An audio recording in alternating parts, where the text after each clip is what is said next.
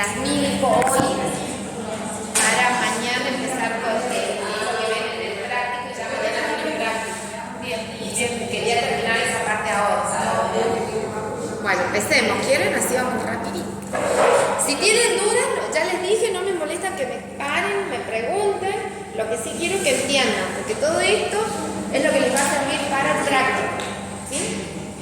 Bueno, nosotros habíamos quedado ayer, es que una de las características que hay que tener en cuenta, chicos, por favor, que una de las características al estudiar estos plásmidos como vector es el número de copias, o sea, cuántas veces hay una molécula de plásmido por molécula de cromosoma bacteriano. ¿Y eso por qué? Porque mientras más copias tiene, más nos interesa a nosotros, es un plásmido que es más útil para el clonado, porque voy a obtener o voy a lograr una amplificación, una mayor amplificación, un mayor número de copias del fragmento que yo estoy clonando, o sea, del fragmento que clono, ¿cómo se llama? Inserto. ¿Sí? Bueno, entonces esto ya habíamos visto que por lo general todos los plásmidos que son muy grandes, al ser tan grandes el tiempo que demoran en replicarse, están muy al borde del tiempo que tarda en replicarse el cromosoma bacteriano. Entonces se replican muy pocas veces porque mientras más tamaño, más paredes de replicar. Entonces están en menos copias. Y eso se llaman monocopias, ¿sí? Que están en uno.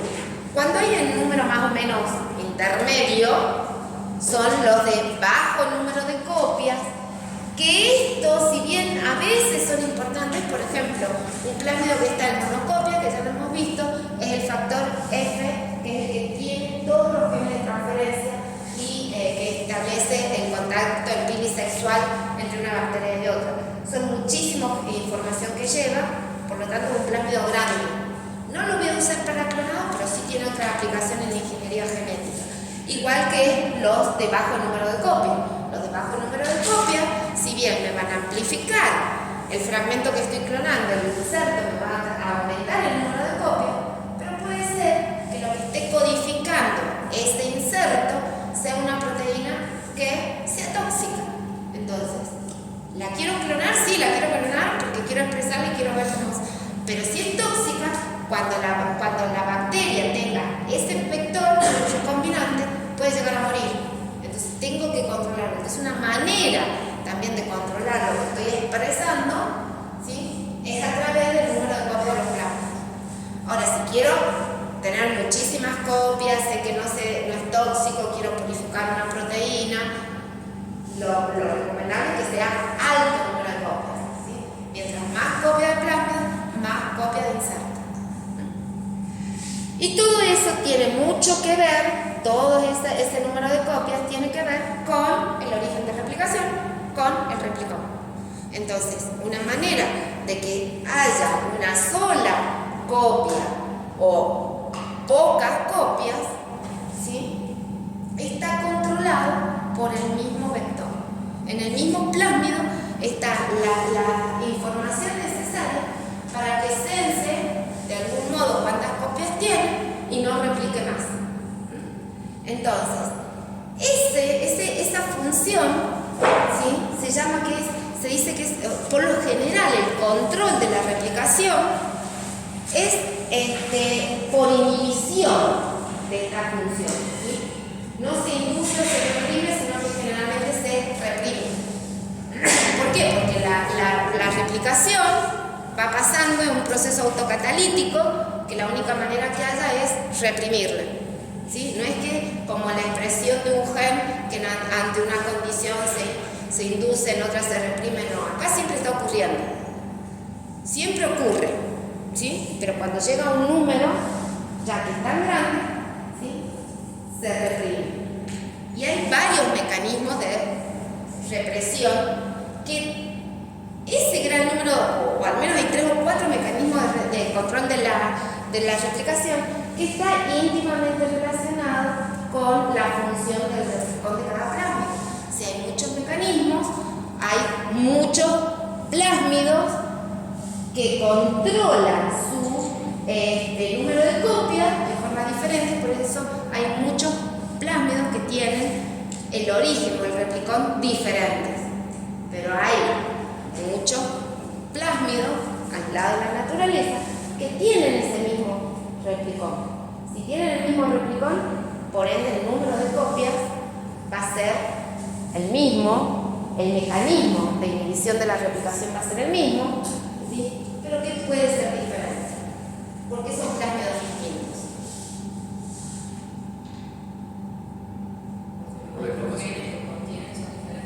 Porque llevan una información totalmente distinta, que su forma de replicación, el número de copia o cómo se controla sea el mismo, no indica que es el mismo plásmido, ¿sí? Por eso, cuando uno habla, por eso es algo que quiero que ustedes entiendan, que cuando uno habla del vector, cuando yo pongo un inserto, ya no es el vector, es un vector recombinante, porque es el mismo plásmido, tiene la información, pero el inserto ya le da una característica distinta. Entonces, por eso es lo que yo quiero que ustedes vayamos hablando de plásmido, vector, porque lo puedo haber modificado o no, ¿sí? Y vector recombinante cuando tiene el inserto. Y ahí también la tecnología de replicación tiene que ser reconocida por la maquinaria, por el enlace. Lo que pasa no es que la reconoce, sí. El plásmido usa toda la maquinaria de replicación de la bacteria, porque es exactamente el mismo proceso. Son elementos que no se sabe cómo surgieron, no se sabe el origen, cómo se originaron, pero están presentes, ¿sí? Es, por ejemplo, ¿por qué dos plásmidos pueden tener el mismo origen de replicación? Porque algo le pasó. ¿Qué es lo que pasó? Que recombinó con algo. Va recombinando. Ustedes saben que los procesos que median y los plásmidos es uno de los factores, no sé si ustedes han sentido hablar, de la transferencia horizontal de genes. Porque pueden transferir genes de una cepa a otra. Escherichia coli, Salmonella, Shigella son, no les voy a decir gemelas, pero son primas hermanas. Entonces la transferencia de genes entre ellas es muy grande. Y los plásmidos no son los únicos. ¿Qué otro medio de transferencia de genes pueden haber? Están los virus, y hay algo muy importante que están principalmente, que es lo que media la transferencia de genes, o lo que se cree que ha mediado, por eso hay una gran variedad de plásmidos, que ha mediado la transferencia de genes de estos plásmidos, la recombinación entre estos plásmidos con el cromosoma de la bacteria, es lo que ustedes creo que ya han visto, los tramposones. ¿Sí? Los tramposones, y ya lo vamos a ver en este ejemplo que ustedes ven en el práctico. En un mismo plásmido pueden haber muchísimas secuencias de inserción que son lo que avisa que al menos ha habido un proceso de transposición en eso. Y eso es lo que está haciendo que haya mucha recombinación.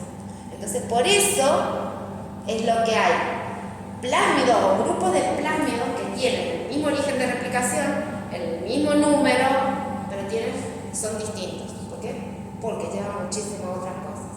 El caso que yo les hablé a ustedes de cómo que dio más auge al estudio de los plásmidos, el caso de la japonesa que tenía disentería, ¿se acuerdan? Que era resistente, otorgaba resistencia a muchísimos antibióticos. Todos los antibióticos con que las trataba eran resistentes. ¿Por qué? Porque estaban en esos plásmidos, ¿sí? Otro de los grandes problemas de la transferencia horizontal de genes mediados por plásmidos, porque llevan resistencia a antibióticos. Y cuando nosotros tenemos una infección bacteriana, nos dan un antibiótico, no nos hace efecto, ¿verdad? Es por lo general está mediada esa transferencia en la múltiple resistencia a drogas. Uno de los factores importantes son estos plásmidos. Bueno, entonces, ese número de copias, ese control de la replicación es muy importante. Y ahí es lo que viene, que yo les decía a ustedes, que usted me preguntó por qué hay de plásmidos que tienen un origen de replicación. ¿Se acuerdan que yo les dije que había Ori-C, ¿sí? Ori-B? Bueno, eso es porque es una secuencia específica. Ori-C tiene una secuencia específica, Ori-B otra secuencia específica, que es en donde se produce el corte para iniciar la replicación. Bueno, ya vamos a ver que quien lleva la maquinaria hasta ese sitio, ¿sí? es una proteína que también lo tienen todos los plásmidos. Están en todos los plásmidos codificados en el plásmido. Pero o sea, lo que va a hacer es que se inicie la replicación, va a traer a toda la maquinaria de replicación de la bacteria, el cromosoma de la bacteria, y se va a iniciar. Pero ¿cómo se inicia? ¿En qué momento se inicia? Ella lleva la información. Y ese grupo de plásmidos que tiene el mismo control, ¿sí? El mismo origen, el mismo sistema de control de copias, el mismo número de copias, se llaman, se los denomina como grupos de incompatibilidad.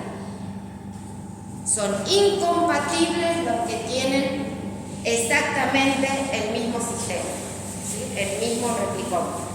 ¿Por qué? Porque al ser los mismos, independientemente que tengan una información totalmente distinta, no puede reconocer un plásmido, dice, bueno, uno que sea resistente a un antibiótico y el otro a otro.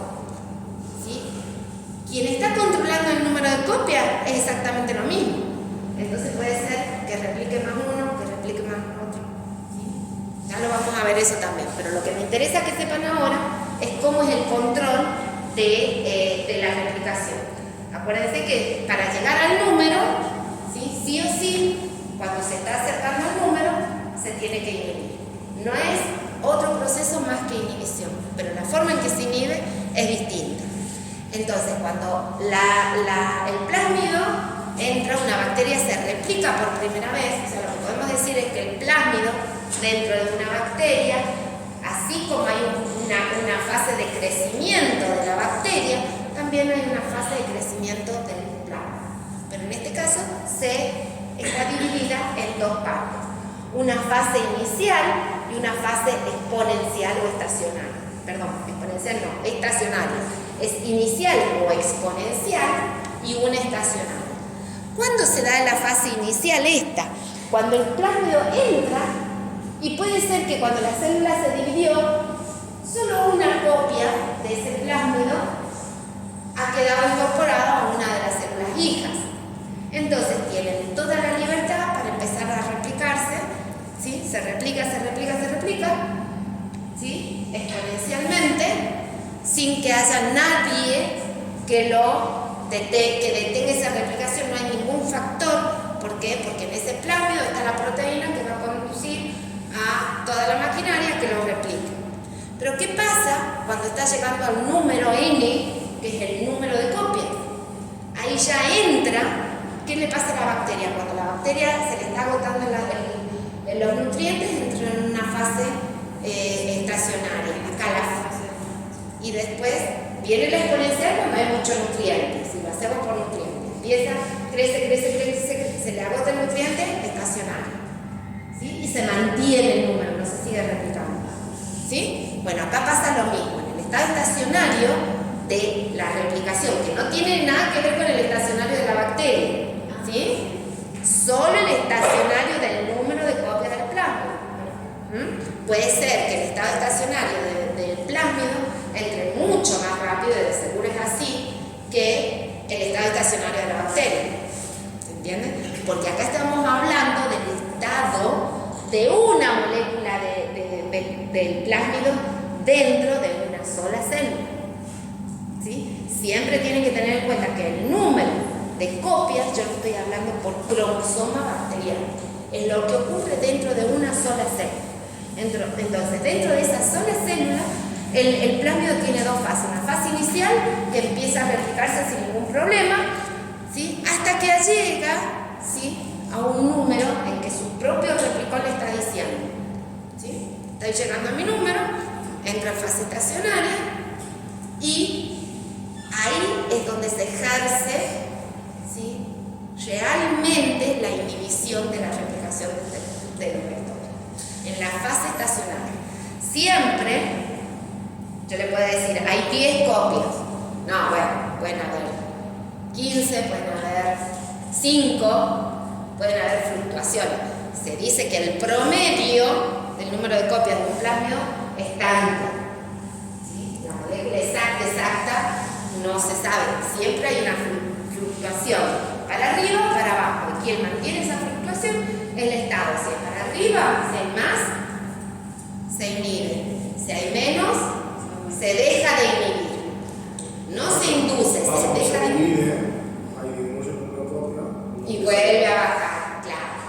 Se divide la célula, se diluye el número de copias del plasma. Vuelve a la fase inicial de replicación del plasma.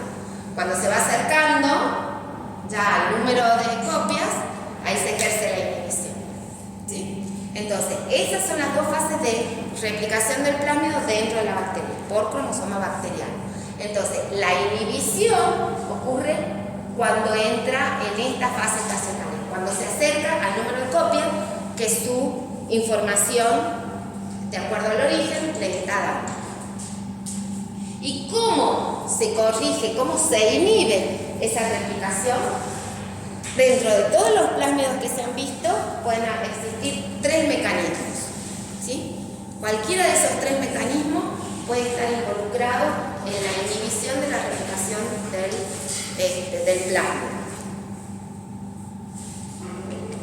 Puede ser, hay grupos de plásmidos que su replicación está inhibida por un ARN antisentido, ya lo vamos a ver. Hay otro grupo que, aparte de esta molécula de ARN antisentido, necesita también una proteína represora, o sea, por 2 elementos.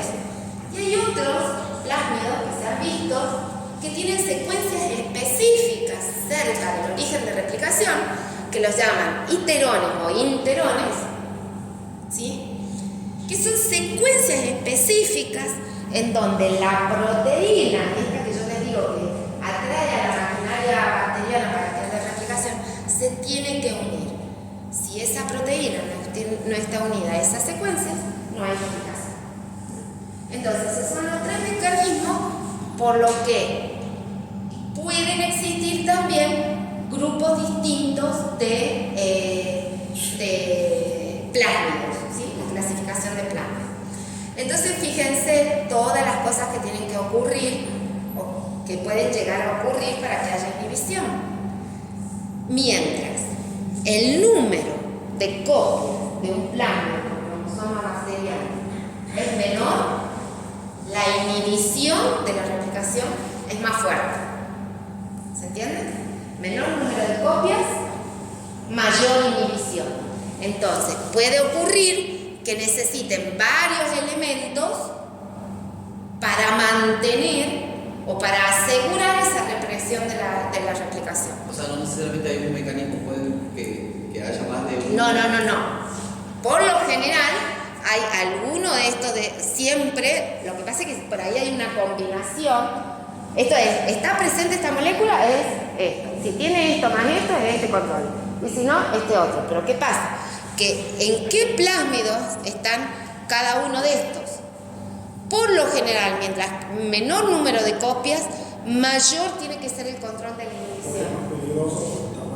Claro, porque si se escapa uno de esos mecanismos de inhibición puede seguir replicándose y ya puede llegar a sobrepasar grandemente el número y bueno, puede ser perjudicial para la bacteria hospedadora. Tiene que ver, y ya vamos a ver lo que usted decía, o sea, un grupo, un plásmido tiene un tipo de control de la inhibición, control de inhibición de la replicación. Puede tener varios de ese tipo. No. Un plásmido tiene un solo tipo de control de la replicación o de inhibición de la replicación. Puede ser por antisentido, puede ser por un antisentido más una proteína reguladora, que es otro mecanismo, o puede ser por este sistema de interones más la proteína inicial. Cualquiera de ellos. Lo que yo les digo que cualquiera de estos sistemas, mientras más elementos estén controlando la inhibición, quiere decir, o están presentes, quiere decir que ese plásmido tiene menor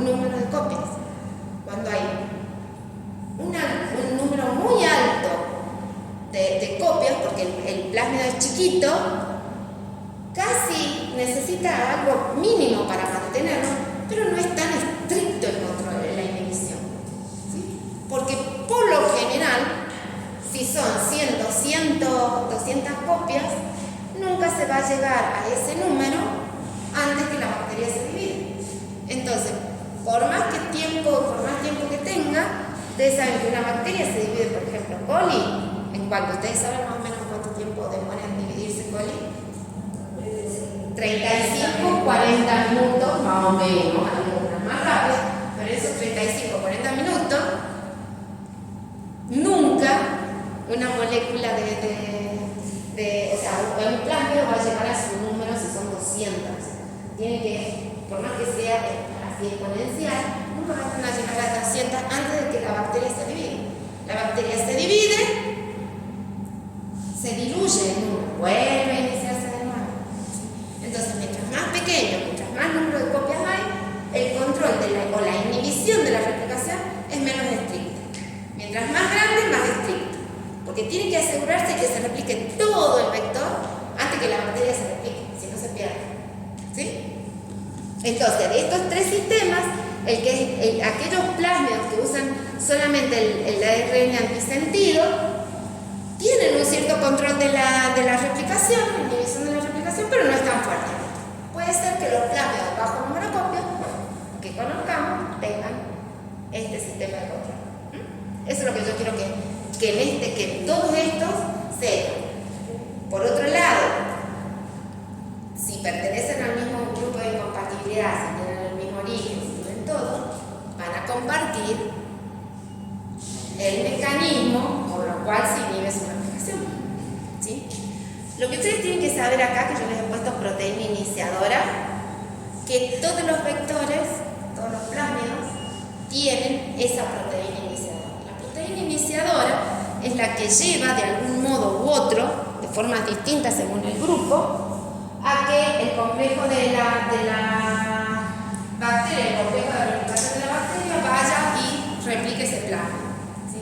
Por lo general, a nivel, ya van a ver que también la letrita cambia, pero esa proteína iniciadora se la denomina, y el gen que codifica, que está ubicado cerca del origen de replicación, se denomina REP, de replicación. Algunos RA, RR, ¿sí? Independientemente. El nombre sí se lo da de acuerdo a quien lo encuentra, lo secuencia, pero siempre el nombre es REP. ¿Sí? Entonces, esa proteína REP, ese gen REP, forma parte del replicón. ¿Sí? Entonces, en el replicón tenemos la secuencia PAR para asegurar la segregación a las células hija. Tenemos el sitio de inicio, el ORI, tenemos la proteína REP. ¿Sí? Todo eso está formando el replicón del vector. Entonces, ¿cómo funcionan estos mecanismos? Fíjense que yo acá les he puesto ejemplos de plásmidos conocidos que usan ese mecanismo de control de la replicación. El ARN antisentido, yo les voy a dar acá un ejemplo, les voy a decir los elementos básicos que tienen, pero cada uno de estos tiene algo, un nombrecito distinto, así que lo único que quiero que sepan acá es que todos aquellos plásmidos que controlan su número de copias por un ARN antisentido tienen cerca del origen de replicación, ven acá el ORI, cerca del origen de replicación, tienen el gen que codifica para la proteína iniciadora denominada REP.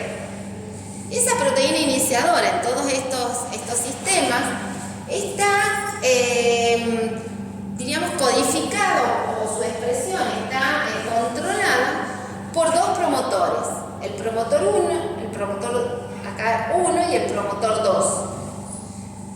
El promotor 2 es un promotor constitutivo. ¿Qué quiere decir constitutivo? Que se está expresando, ¿sí? No se ve de arriba. No, ese es PI1, este es PI2. por eso yo se lo señalo.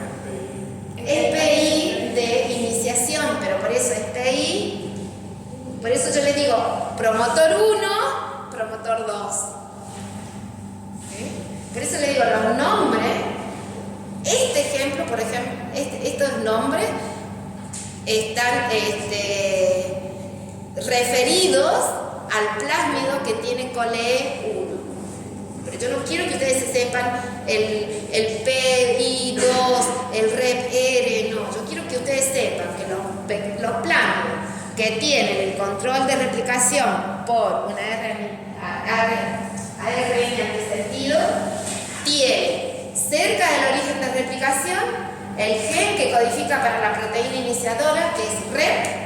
No me importa si es REP A, REP B o cuál es, pero es REP, la proteína REP, que está codificada o está expresada o su expresión controlada por dos promotores.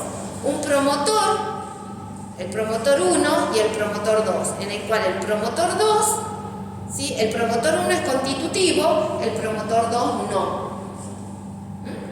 Entonces, cuando en su fase inicial, cuando ese vector, ese plásmido entra a la bacteria, la proteína REP de replicación se está produciendo desde los dos promotores, principalmente desde el promotor constitutivo. Entonces, está habiendo proteína, esa proteína está llevando al complejo hacia el origen de replicación para que el plásmido se empiece a replicar. ¿Sí? Cuando va llegando a la fase estacionaria, ese promotor constitutivo, aparte de formar todo el ARN, el ARN2 es el de la proteína REP, como está sintetizando todo esto dentro de ese mensajero, hay un pedacito, ¿sí?, que ocurre la transcripción desde este promotor en sentido contrario. O sea, que hay otro de los promotores que pueden transcribir un pedacito de ese gen, pero no de la cadena que codifica para REP, sino de la cadena complementaria. Entonces forma un ARN que, si ustedes lo ven, es complementario al ARN de la proteína REP, que va a llevar a la proteína REP. Entonces, al ser complementario, forma una doble hélice, ¿sí?, se une, y eso es lo que va a hacer que ese mensajero ya no produzca más proteína, ¿sí? Ya no me lleve, no pueda hacer el complejo del ribosoma, no lo puede leer, entonces no puede haber proteína, no hay replicación. ¿Sí? No está la proteína iniciadora de la replicación. ¿Por qué? Porque hay inhibición a nivel de la traducción de la proteína que inicia la replicación. ¿Se entiende? O sea, el promotor 2 es el que da inicio, digamos, a la inhibición, cuando se produce el RNA2. Claro. Pega al otro y eso evita que se vea, digamos, en la... Claro, cuando se empieza a sintetizar desde este pedacito, se sintetiza un ARN que es antisentido. Al ser antisentido, es complementaria al mensajero de REP, generalmente al extremo 5'. Entonces, al estar en el ser complementario, fíjense, es desde acá para allá va, ¿sí?, hasta el terminador. Entonces un pequeño RN, que hay como ahí está, de 35 a 100 nucleótidos, no más que eso, pero eso es suficiente para encontrar una cadena complementaria en el mensajero de REP, de la proteína iniciadora, e inhibir su traducción. Esos pequeños ARN tienen la característica también de formar bucles, ¿sí?, porque tienen secuencias complementarias y generalmente pueden formar bucles y pegarse en pedacitos a medida que el ARN mensajero de la proteína R, o sea, de la cadena codificante, se está transcribiendo. Entonces, antes de que se termine de transcribir todo el gen, se pega y lo que hace también es inhibir la transcripción. O sea que en este caso, en los RNA multisentido, si se pegan al mensajero total de la proteína, inhiben la traducción de esa proteína, por lo tanto inhiben la replicación. La proteína no se sintetiza y si no hay proteína, no hay maquinaria de la bacteria que me reconozca este origen de replicación. ¿Sí? Ahora bien, si hay mucha, ¿sí? Porque esto es otra cosa que esta parte es constitutiva, entonces a medida que ustedes, que es otra cosa que tienen que saber, a medida que va replicando un plásmido, ustedes entra un plásmido a la bacteria, se replica. Ya hay dos copias de red, hay dos copias del antisentido, entonces todo eso se va aumentando. A medida que va replicando, la cantidad de proteína o de gen se va amplificando también. O sea, si hay una copia, hay un gen red. Por lo tanto, hay un promotor que me va a dar una molécula de ARN antisentido. Al ir aumentando el número de copias, aumenta este número, aumenta la proteína, aumenta el ARN antisentido. ¿Sí? ¿No se sabe el mecanismo de activación de ese promotor 2? No, algunos dicen que este es el constitutivo y no este. Pero que ese constitutivo, dicen que siempre al ser constitutivo, este mensajero, la cantidad de mensajero es mucho mayor que la de la proteína red. Pero ¿qué pasa? Que no solamente es constitutivo, sino que es inestable. Porque si fuese constitutivo... No, para que ustedes lo entiendan como constitutivo que sintetiza el ARN antisentido, para que ustedes lo entiendan, es constitutivo el 2 que me produce el ARN antisentido, pero es inestable, porque si ustedes dicen constitutivo siempre va a estar el ARN antisentido, nunca va a tener proteína red, pero no, lo que tienen que tener en cuenta es que ese ARN, aparte de ser constitutivo, es inestable, se degrada muy fácilmente. Entonces, ¿cuándo va a poder pegarse al mensajero de red? Cuando haya mucha cantidad de red y la encuentre fácilmente. Por la cantidad que hay. Hay mucho, o sea, ustedes supónganse no sé, en esta botella, supónganse que acá tengo la bacteria, acá se está produciendo el mensajero, el antisentido está acá, pero la proteína está acá porque el plásmido, el de replicación está por acá, entonces para que te encuentra esto es muy difícil, y más si esto es inestable, se está degradando, es más difícil de encontrar. Pero ¿qué pasa? Cuando aumenta el número de plásmidos, aumenta la proteína red, y ahí ya ese poco que está quedando, que se está sintetizando continuamente y que no se está degradando, va a encontrar más fácilmente una molécula de proteína red y la va a poder, o del mensajero, y se va a poder unir y lo va a poder inhibir. Entonces va a bajar. Que se forman los bucles, pero se va a seguir sintetizando. Ese es otro mecanismo. Claro, o sea, a nivel traduccional sobre el mensajero. Y si no, sobre el mensajero que está pegado, que se empieza, cuando se da transcripto, todo este pedacito del mensajero, pero no se transcripto todo, en ese momento, cuando aumenta tanto, ¿sí? Se pega al plásmido, porque hay mucho plásmido circulando, se puede pegar ahí cuando está creciendo el transcripto, se pega ahí y por eso no es bueno como sistema de pocas copias, digamos. no, por eso actúa cuando hay pocas copias. Porque cuando hay pocas copias, por más que esté, hay tan poca cantidad de ese... Perdón, sí, tienes razón. Cuando hay muchas copias, sí, tienes razón, cuando hay muchas copias, o sea, hay una copia, un plásmido de alto número de copias, claro, yo se lo estaba explicando sí, cuando es un plásmido de alto número de copias, usa este mecanismo, porque para que se inhiba, tiene que producirse mucha cantidad de ambos. Se produce mucho ARN antisentido, pero se está degradando. Pero no encuentra, diríamos, su sustrato. ¿Cuándo va a encontrar su sustrato? Cuando supere el número, cuando ya el número de copias esté llegando al N. ¿Sí? ¿Se entiende esta parte? ¿Podría repetir cuál es constitutivo y cuál no? Tómenlo como que entonces es el constitutivo para que lo puedan entender mejor. A mí no me interesa que me digan el 1, el constitutivo, el 2 constitutivo. Pero los porque- dos serían constitutivos, ¿no? No, pongan simplemente que el 2 es el constitutivo. Ustedes, acá la diferencia, para que ustedes lo entiendan bien, porque eso, si yo veo el col 1, me dice que este constitutivo y este no. Si veo el otro que pertenece al mismo, me dicen lo que este y que acá hay otro COP, R, no, olvídense. ¿Sí? Ténganlo para que lo entiendan bien, que el sistema que controla la replicación cuando tiene solamente una RNA antisentido es el gen de la proteína REP con 2 promotores, ¿sí?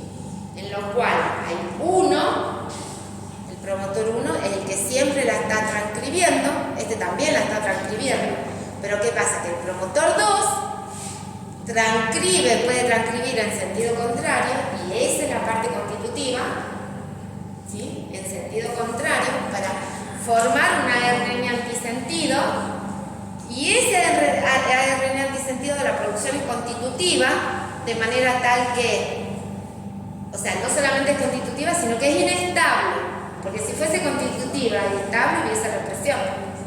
Es constitutiva e inestable ese mensajero. Entonces, la única forma que tiene de encontrar al mensajero de la proteína REP es cuando haya en muchísima cantidad. ¿Cuándo se logra esa cantidad? Cuando hay muchísimas copias del plásmido. Cuando el plásmido ya está llegando a su fase estacionaria de replicación. Pero entonces, entonces no son constitutivos porque Sí, es se forman los loops, no, pero para RO, digamos, o sea, para la transmisión de red, ¿verdad? Porque se forman los loops y eso lo inhibe, entonces lo deja de ser constitutivo. No, pero fíjese dónde está. Claro, pero para red, o sea, es constitutivo para el RNA. Ah, sí, sigue siendo constitutivo para el RNA antisentido, pero no para Porque se forman los loops. exacto, forma el loop y ahí inhibe la transcripción. En uno es la traducción y en otro es la transcripción. Pero siempre o sea, al hablar de constitutivo, el que es constitutivo es el promotor. Sí. El promotor constitutivo. Para un lado no me va a hacer nada, pero para el otro sí. Porque va a depender no del promotor, sino de lo que haya en el medio. ¿Se entendió este mecanismo?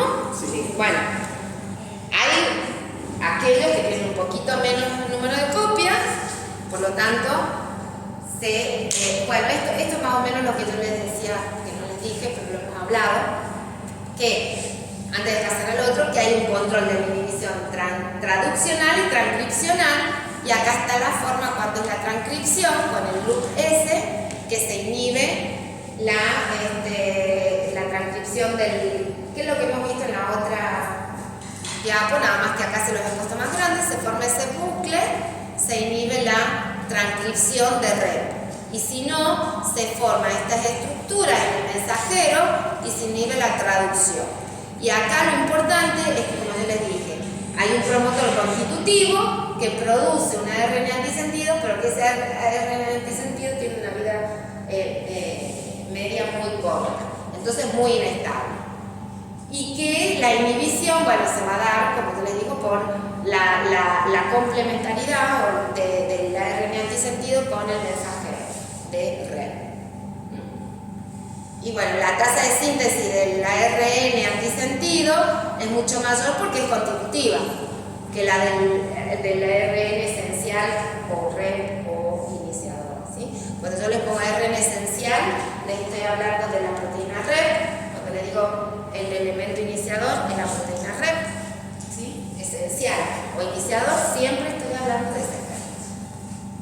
Bueno, cuando aparte de tener este sistema antisentido, hay vectores que tienen un control de la replicación un poquito más fuerte y lo que necesita algo que ayude a que haya esa inhibición. Esa otra componente que no lo tiene el sistema que es solo ARN antisentido es otra proteína, ¿sí? En su origen, en su replicón tiene el gen que codifica para otra proteína, que esa proteína va a inhibir también también la síntesis de la proteína REP, de la proteína iniciadora del elemento principal. Entonces, acá hay otro ejemplo. No importa de qué ejemplo, olvídense los nombres, pero lo que sí tienen que saber es los elementos. Por ejemplo, cerca del origen de replicación, como le digo yo a todos, siempre, todo está cerca del origen de replicación. Hay un gen que codifica para la proteína REP, pero ese gen que codifica para la proteína REP ahora ya tiene un solo promotor que va en este sentido, ¿sí?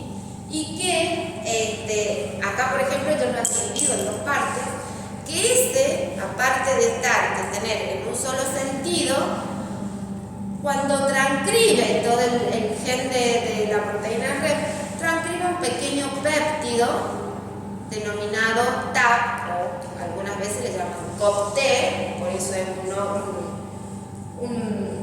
una mezcla de nombres, por eso ahí simplemente conozcan como es un péptido líder que está por delante en el extremo 5' de la proteína REP, ¿sí? Del gen de la proteína REP, y que acá ese mismo, diríamos, esa misma región que estaba cuando era ARN antisentido, también se transcribe en sentido contrario por otro promotor que acá no lo ponen para formar este ARN antisentido. Que acá lo que ellos dicen es que hay un promotor también denominado COP-A, un promotor COP-A, que lo que hace es sintetizar un pequeño ARN antisentido denominado COP-A. Pero no me importa que ustedes tengan ese nombre, ustedes sepan que es el ARN antisentido, pero que un poco más allá hay otro gen denominado COP-B que se codifica para una proteína que es una proteína reguladora. Ahora bien, esa proteína reguladora es expresada bajo otro promotor, el P1. Ese promotor P1 puede sintetizar o controlar la expresión de COP más este pedacito, más el péptido líder, más la proteína de replicación, REP, o bien la proteína REP ser producida únicamente de este promotor 2. O sea que puede formar, ¿cómo se dice cuando se transcriben juntos? Se transcriben como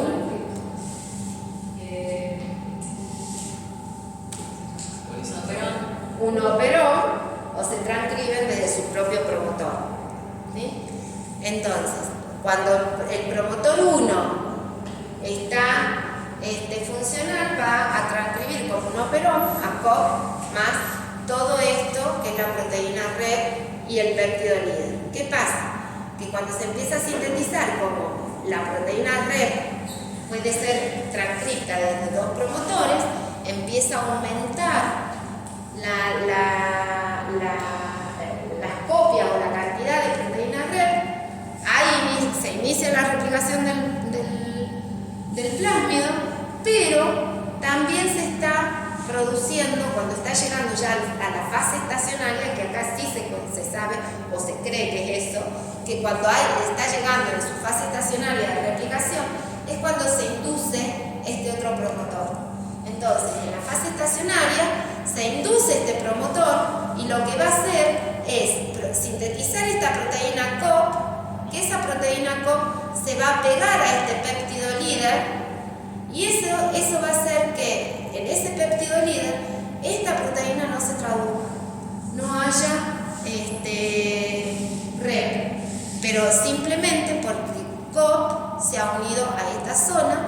Entonces, se produce cuando llega a fase estacionaria de replicación, se une acá, se empieza a activar esto, se produce esta proteína represora, se pega a TAP y ahí se inhibe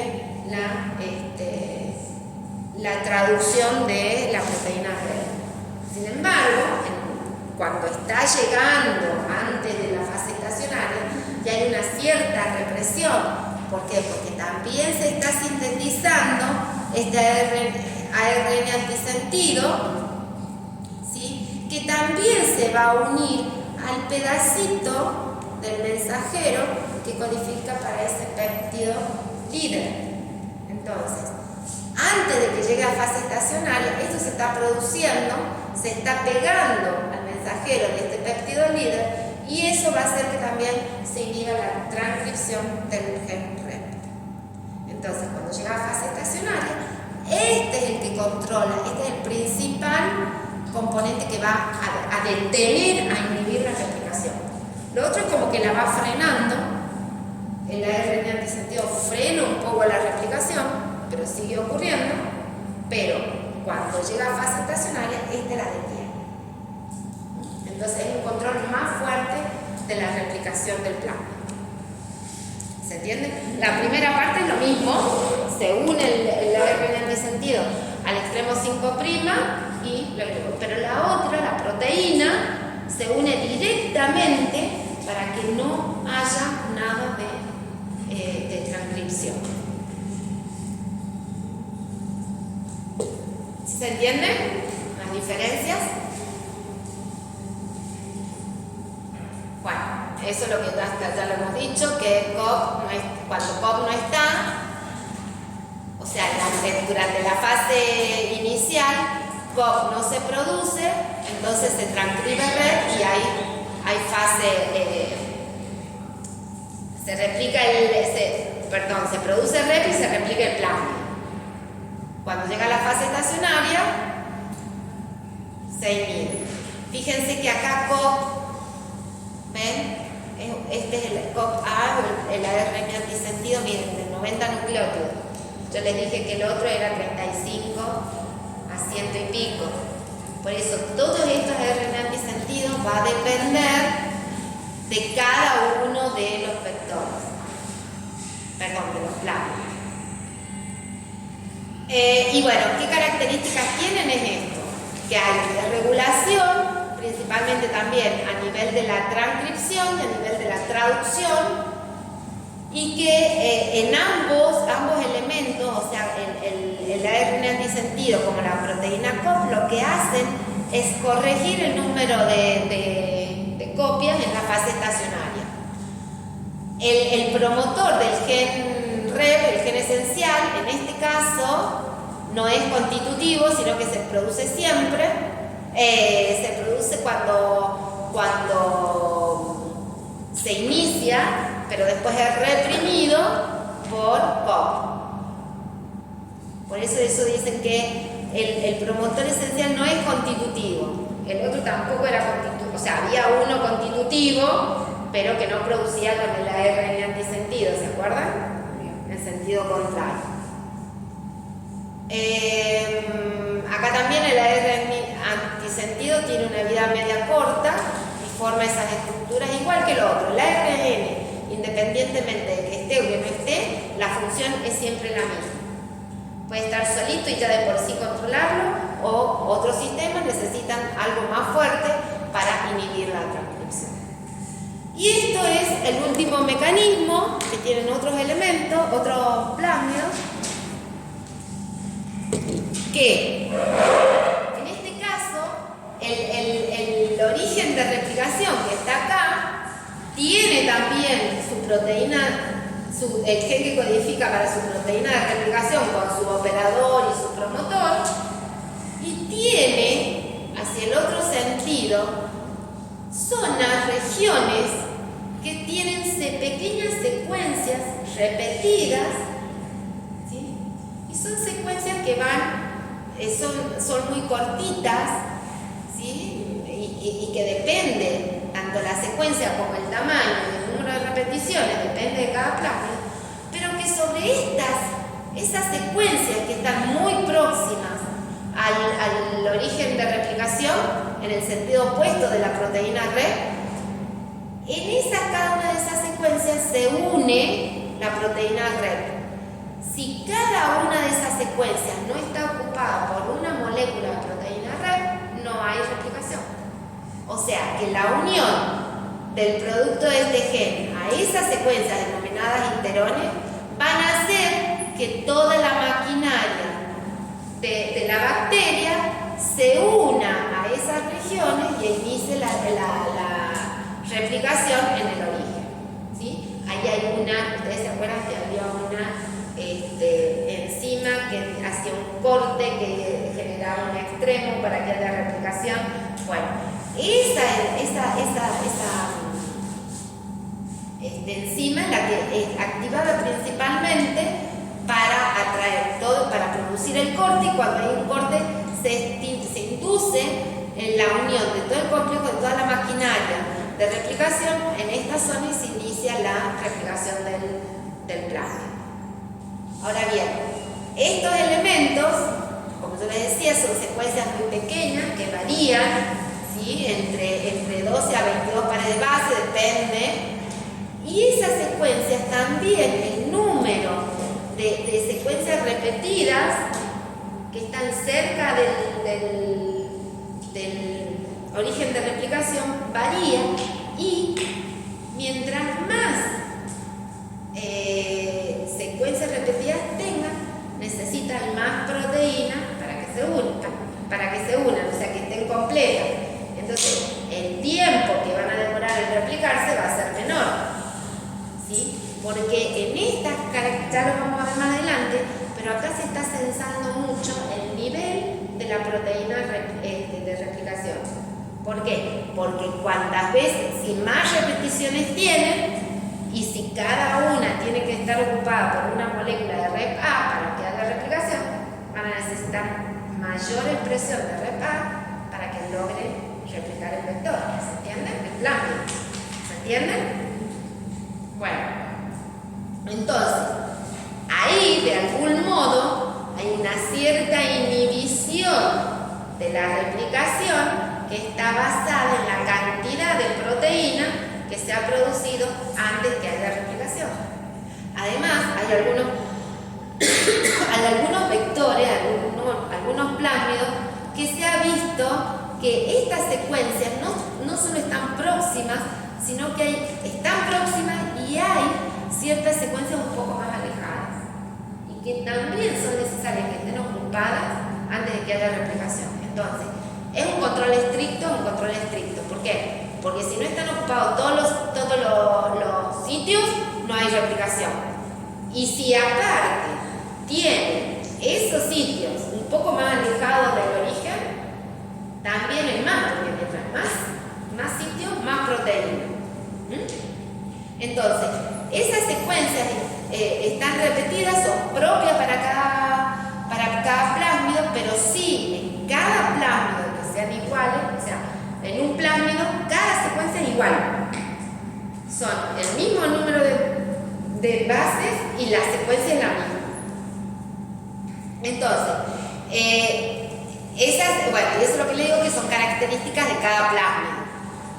Y hay veces que tienen este sistema, interones, pero que no son plásmidos iguales. ¿Por qué? Porque el número no es el mismo, porque la secuencia no es la misma, entonces no son del mismo grupo de incompatibilidad. Tienen el mismo mecanismo, pero no son exactamente los mismos. Y eso, el número de veces que están repetidos, esto también tiene mucho que ver con el número de copias. Mientras más secuencias que estén cerca del origen, y si aparte tienen lejos, tienen menos copias por cromosoma bacteriano.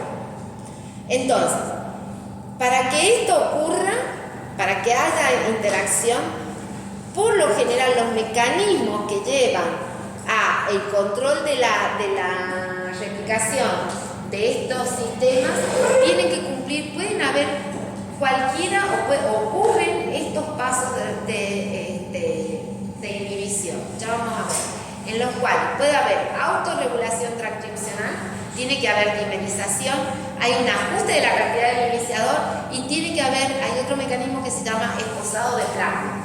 Ya lo vamos a ver. Todos estos tres tienen que ver con la cantidad de la proteína REP. Y esto, ¿sí?, es muy importante porque esto también ocurre en varios planos. Ya lo vamos a ir viendo cómo pasa. Pero todos estos mecanismos ocurren por la interacción de esos sitios específicos con la proteína. Y tiene mucho que ver la cantidad de la proteína. Entonces, una de las cosas que tienen que tienen que tener en cuenta cómo es en este caso, qué características tienen esas proteínas. Esa proteína REF, que no importa si es REF-A, REF-B o REF-C, o sea, lo que sea, esa proteína iniciadora, ¿sí? Es activa a nivel de transcripción, puede inducir la replicación, puede inducir la replicación siempre y cuando se una esa secuencia, pero para unirse a esa secuencia solamente lo hace en su estado monomérico. Esa enzima, esa proteína puede dimerizarse, pero cuando se dimerizó ya no puede reconocer la secuencia, por lo tanto no puede actuar como iniciadora de la replicación. Por eso es lo que yo le digo, que hay cierta cuestión acá con la autorregulación de esa proteína. ¿Por qué? Ya vamos a ver.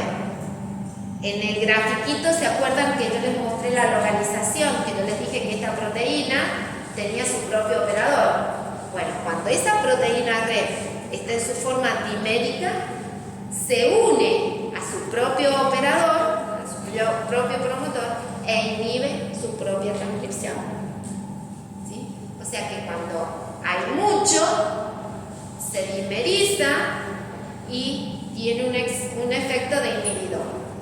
Pero solamente en su forma monomérica es la que puede pegarse a los interones e inducir la replicación del vector. Otra cosa es que esos dímeros, bueno, no pueden unirse a los interones, pero sí pueden unirse a la proteína monomérica pegada a un interón. No sé si se entiende, ya vamos a ver bien el dibujito. Hay mucha proteína REF, se va y se pega a los interones, pero si hay un exceso, se forma un dímero. Cuando se forma un dímero, puede ir y pegarse a su promotor, inhibir su propia transcripción, o bien al formarse el dímero ya no puede pegarse el interón, por lo tanto no puede iniciar la replicación. Ahí van dos modelos. Sin embargo, hay una fase en que puede haber un intermedia en la cual tengo dos monómeros pegados, o sea, un dímero de la proteína flotando en ese citoplasma, pero también hay proteína monomérica pegada a un íntegro pegado a otro. Ese dímero puede pegarse a un monómero de la misma proteína que ya está pegado a un íntegro. ¿Sí? Y ese es el otro mecanismo de control de la regulación.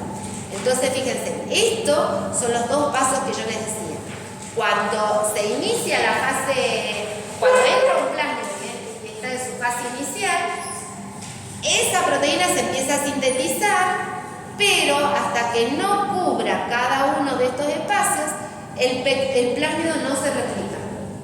Cuando eso ocurre, cuando todos los interones, estas secuencias están ocupadas, ¿sí? El plásmido se está replicando.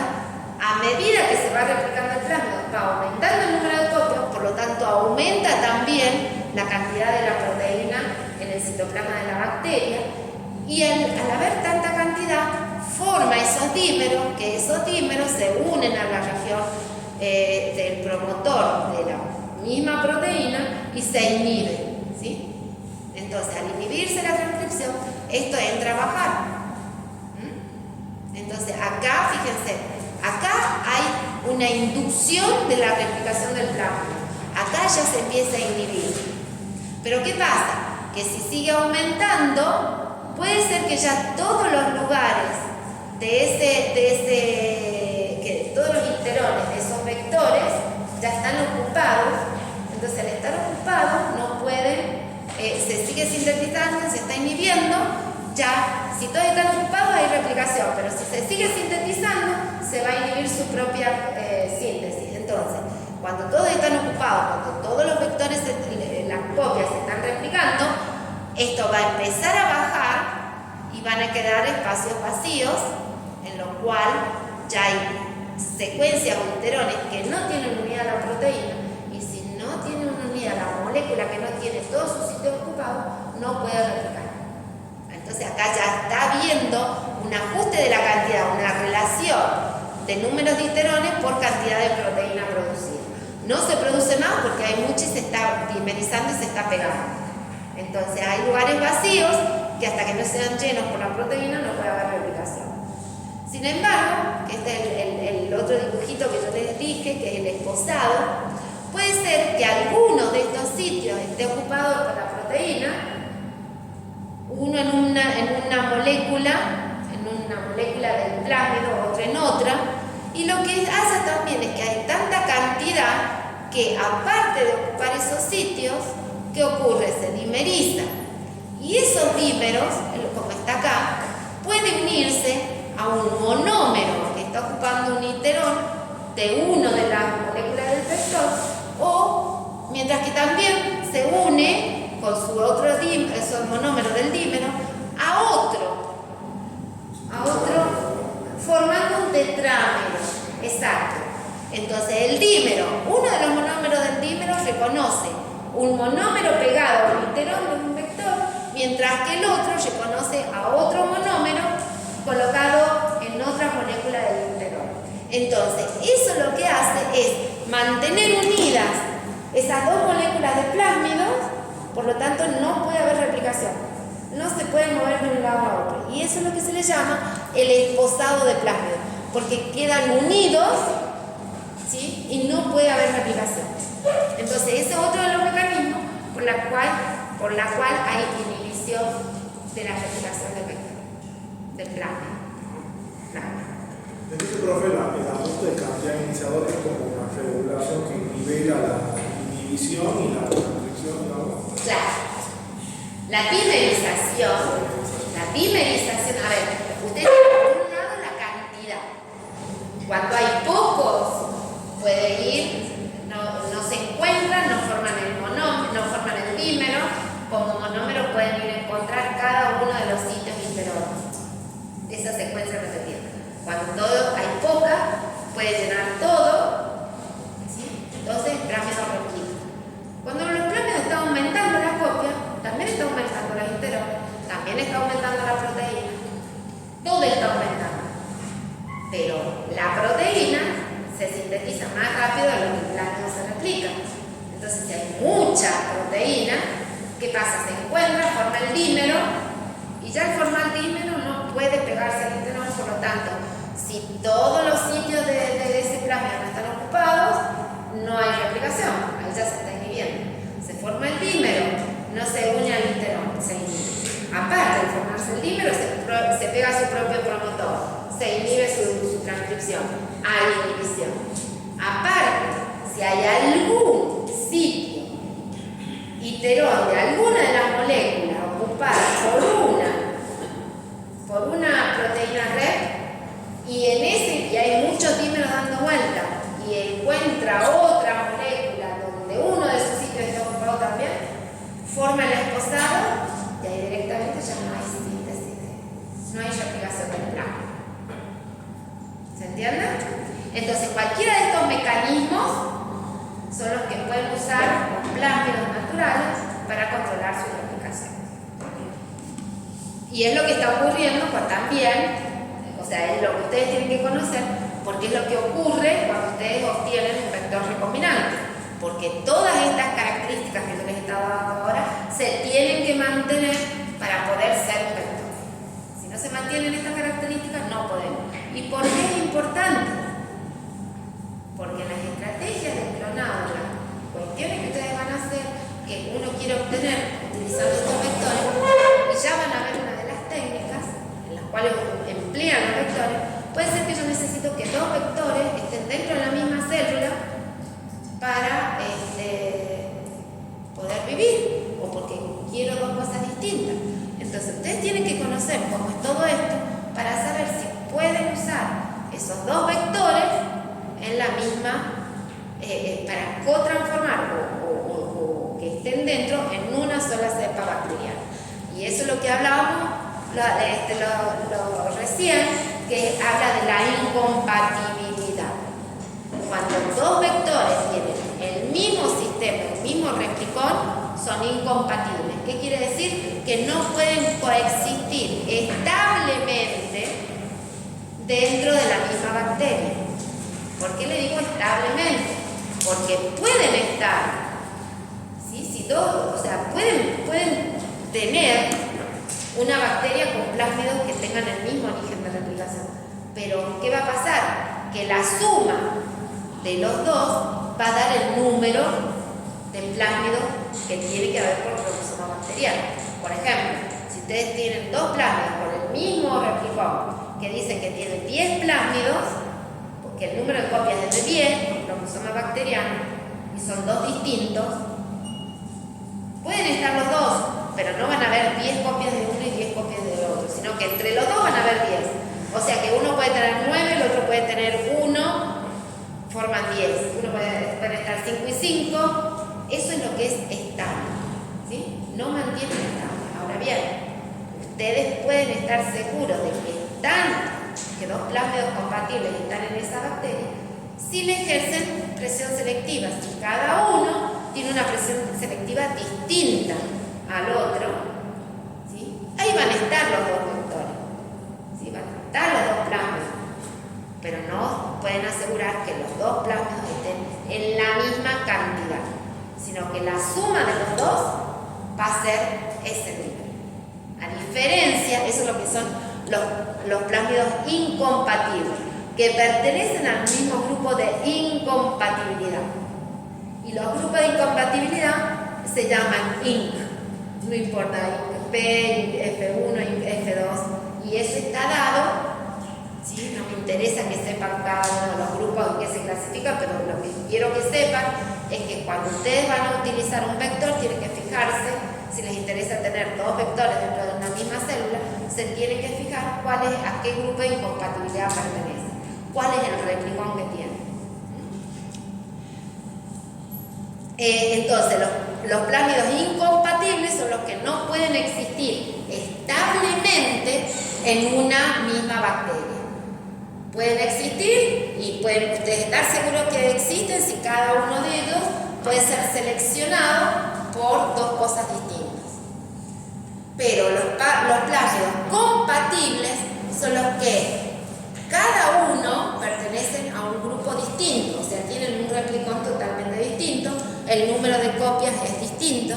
Entonces, en ese momento, sí ustedes pueden saber o pueden tener que si uno de los plásmidos pertenece a un grupo de incompatibilidad que les dice que tienen 10 copias por cromosoma y el otro le dice que tiene 100, ¿cuántos plásmidos pueden llegar a tener dentro de la bacteria?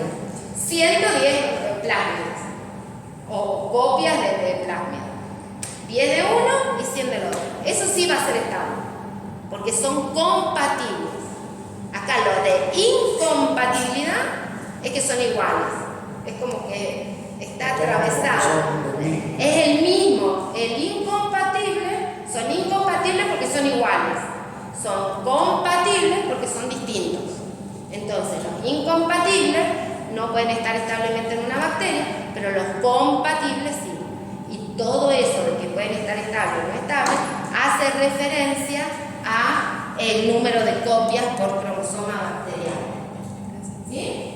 ¿Se entiende? Profe, entonces, por ejemplo, si yo hago una selección de resistencia a antibióticos Sí. en los plásmidos compatibles, En los plásmidos incompatibles. ¿puede llegar a desaparecer y que no tenga resistencia a antibióticos tras las generaciones? Es que eso es lo que ocurre, por eso no se... A ver, si usted tiene un plásmido en que uno es ampicilina resistente y el otro es cloranfenicol resistente, y usted a la bacteria la está haciendo crecer en un medio que tenga ampicilina y cloranfenicol, los dos plásmidos van a estar. Lo que yo no le voy a asegurar es el número de copias que hay. No puede saber cuánta es la copia por cromosoma bacteriano que hay de cada uno. Pero si usted esa misma célula que tiene los dos plásmidos la hace crecer únicamente en ampicilina, después de varias generaciones es muy probable que se pierda el que codificado para cloranfenicol. Siempre y cuando, o sea, para que usted, lo que se llama curado de plásmido, tiene que dividir mucho y bajo no presión selectiva y que se eliminen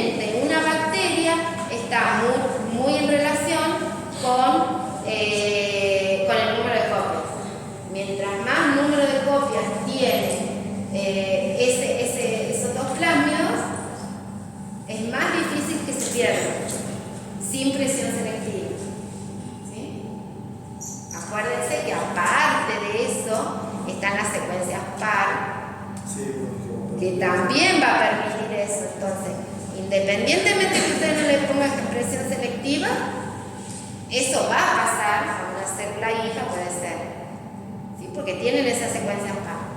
Pero si usted no le ejerce presión selectiva, no le ejerce para ese, para uno sí, para el otro no, y lo está haciendo dividir muchas veces la bacteria, es posible que en algún momento una parte de esa población ya no tenga ese vector, ese plan. Eso seguro. Por eso se dice que a ver, si usted le ejerce presión selectiva a los dos, de seguro los tiene. No le aseguro que no. Seguro que los va a tener porque la bacteria necesita, porque están codificando algo que la bacteria necesita en ese momento. ¿Sí? Bueno. Entonces, otra de las cosas que tienen que ver, que está muy relacionada con el replicón base, ¿sí? Y sí lo tienen que saber al momento de elegir sus vectores. Bueno, y este es el famoso Petuxiel que ya me habían preguntado, que yo se los he puesto de ejemplo como para que veamos todos los elementos en un solo plano. Petuxiel, como les dice en la guía, el que ya la ha visto, es el plano que se aisló de la naturaleza, de materia fecal de un bebé, que se vio que producía un compuesto que mataba a otras cepas relacionadas. Entonces esa cepa, esa colonia que producía ese compuesto, porque se veía un halo de inhibición del crecimiento, se seleccionó y se analizó en dónde estaban los genes que codificaban para ese compuesto. Bueno, y eso se vio que estaba en un plásmido, que es un plásmido natural, porque se aisló de la naturaleza, que es un plásmido muy grande, que yo les dije, como les decía recién, es un plásmido de 60 kilobases, que al ser muy grande se vio también que está en muy bajo número de copias. Este plásmido tiene todo el sistema que codifica para la síntesis, el procesamiento y la inmunidad de la microcina, que fue subclonado, se cortó de acá este fragmento, ahí les dice bien por qué en la guía, y se lo insertó en otro plásmido, en otro vector. Y eso dio origen al plásmido que ustedes van a hacer, van a utilizar, van a extraer en el práctico al P200. Sin embargo, seguimos estudiando un poquito más, entonces ya saben, un plásmido grande, de bajo número de copias. A nosotros nos interesó ver un poquito más, y lo que logramos hacer es un plásmido que era mucho más chiquito que estas 60 kilobases, pero que contenía toda la parte de la replicación, ¿sí? Lo que hicimos es cortar este plásmido con varias enzimas y religarlos. Y vimos cuál era la menor estructura religada que nos seguía produciendo microcina y que se podía replicar. Y bueno, y así obtuvimos, ¿sí?, un plásmido en el cual eliminamos todo esto y pudimos secuenciar toda esta parte para ver, para estudiar a qué grupo de incompatibilidad pertenecía y cómo era el control de su replicación. Y bueno, vimos que el origen de replicación, toda la zona que controla, ven acá lo que está en azul, este es el origen de replicación. Esto que está en azul son todos los elementos que controlan la replicación de este vector. Y vimos que ese replicón era exactamente el mismo que el replicón del plásmido R7 de Shigella-Fresnel. Este plásmido R era el que encontraron en esa, o sea, está tan difundido en la naturaleza, un montón de plásmidos de ustedes naturales que ustedes ven, analizan el origen, pertenecen a ese. Es el que encontraron, el que estaba en la japonesa esta que tenía disentería, ¿sí? Es el que era múltiple resistente a droga. Bueno, esto, lo único que hacía era producir, o lo único que se le estudió, porque si es tan grande es porque algunas otras funciones tienen, pero se lo aisló y se estudió únicamente en la parte del sistema este de microcina, se vio que era exactamente igual a ese plásmido que, si bien fue encontrado por el doctor Salomón en coli, el plásmido original, al cual era totalmente homólogo a esta región, era de Shigella flexneri. Entonces, este plásmido petuxiel, o el más chiquitito, que nosotros le llamamos mini replicón, es incompatible con el PR100 de Shigella. Yo juntos en la misma bacteria no los puedo mantener porque tienen el mismo origen de replicación. Pero es compatible con todos estos otros. Fíjense, PBR322 es el que han usado como vector en el plásmido que van a ver en el traje. Ya lo vamos a ver más adelante. ¿Y eso por qué? Porque estos plásmidos tienen un origen de replicación totalmente distinto. Al analizar cuáles eran todos los componentes a secuenciar todo este pedacito, vimos que había una proteína cerca del origen de replicación, que es REP-A, que es la que controla la replicación. Sin embargo, también encontramos una RNA antisentido, o sea, un pequeño ahí que está codificando, una RNA antisentido que reprime la replicación, y otra proteína que es una proteína represora, al igual que que yo les decía que inhibía el péptido líder, ¿se acuerdan? Bueno, acá no hemos llegado a ver péptido líder declinada, pero sí hemos encontrado que la replicación, o sea que este plasma al menos está inhibido por una RNA antisentido más una proteína represora, que son los elementos que hemos encontrado acá. ¿Y cómo se originó? Suponemos que justamente por procesos de ir saltando pedacitos de DNA de un lado a otro. ¿Por qué? Y eso por tramposones, porque encontramos que justamente todo el sistema del replicón está flanqueado por secuencias de inserción. Y esa secuencia de inserción quiere decir que han habido eventos de transposición en esa molécula. Y a lo largo de toda esta molécula hay un montón de secuencias de inserción. Entonces puede haber sido producido, ¿sí?, por la transposición de un fragmento de DNA por tramposones a otra molécula que justamente tenía el sistema este de microcina. Entonces se generó este vector. ¿Qué tiene? Toda esta parte no la conocemos, pero sí sabemos de eso. Entonces ahí fíjense cómo el estudio de un vector, de un plásmido que codifica la isla de la naturaleza porque tiene algo que yo lo uso, ¿sí? Los péptidos antimicrobianos son ahora muy usados porque ustedes saben que por lo general todas las bacterias, las patógenas, están creando resistencia a antibióticos, a los antibióticos que generalmente usamos, la ampicilina, tobetalactámico. Entonces lo que se está buscando es tratar de encontrar estos péptidos más pequeños, péptidos antibióticos que puedan matarlos y que generen menor resistencia. Bueno, entonces, ¿cómo al obtener eso, a buscar nuevos péptidos, se llega al estudio de quién lo codifica y al estudio de un vector?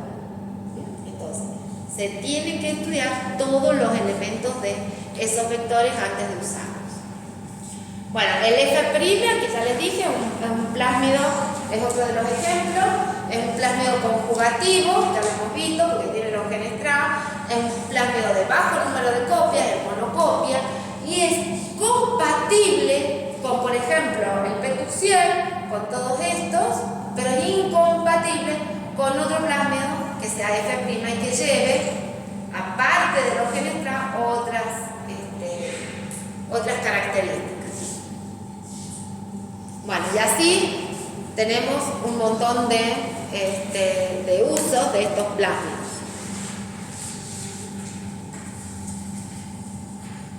Por lo general, y lo que vamos a ver, no sé si nos da tiempo ahora, sí, tenemos media hora, podemos seguir. ¿Quieren descansar un ratito o quieren que sigamos? Sigamos, bueno. Entonces, esto lo pasé muy rápido porque son las aplicaciones que ustedes las pueden leer.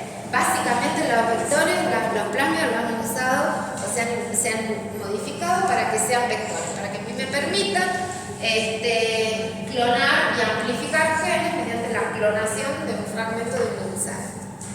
Entonces, en base a eso es que se han modificado estos plásmidos para que cumplan distintas funciones. Por ejemplo, vectores de clonado, vectores de expresión y algunos vectores con características especiales que las vamos a llamar especiales. Ay, perdón. Hola. Sí, buenas tardes. Mire, estoy en clase.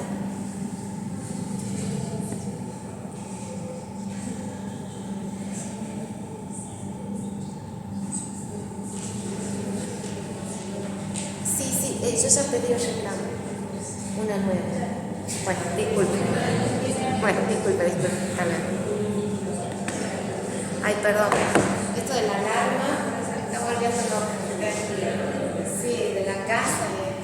Bueno, entonces, todos esos planes han sido modificados para que cumplan distintas funciones. Simplemente para que se pueda clonar un fragmento, un inserto, para que aparte de que se clone poder expresar eso que cloné ese inserto, o vectores especiales en los cuales no necesito clonar un gen completo, sino lo que puedo clonar es otra cosa para una función distinta. Entonces, hay millones de estos vectores especiales. Por ejemplo, puedo clonar únicamente la región promotora y ver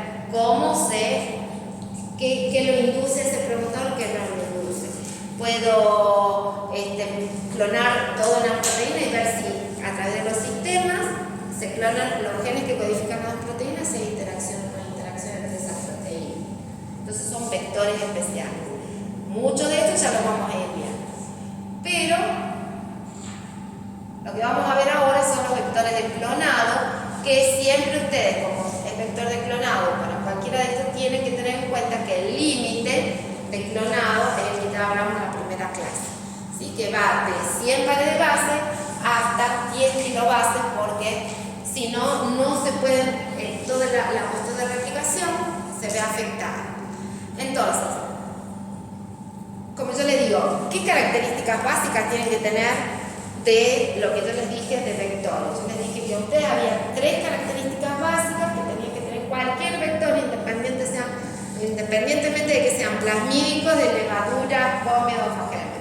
Bueno, vector de clonado tiene que tener justamente esas 3 características: poseer un replicón estable, un sitio que me permita clonar el inserto y un medio de selección que yo pueda saber que la bacteria ha recibido al menos mi vector, ¿sí? Que sea el vector recombinante o no, es un extra que puedo tener, pero todos estos tienen que tener los vectores de clonado. Y vectores de clonado, chicos, hay millones. Hay vectores, como yo les decía recién, alguien que me preguntó, que en realidad no se han modificado casi nada los plásmidos originales y que se los usa como vectores porque tienen características especiales. Por ejemplo, el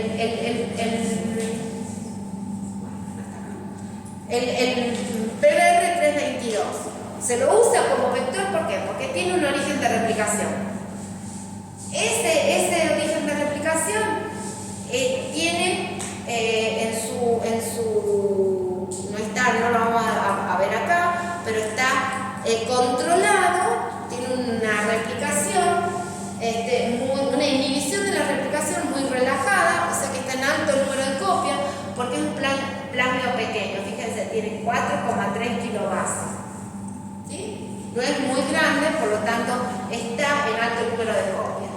Tiene un marcador de selección para poder saber que está en una bacteria. Sí, tiene ampicilina y tiene tetraciclina. En la naturaleza, ¿sí?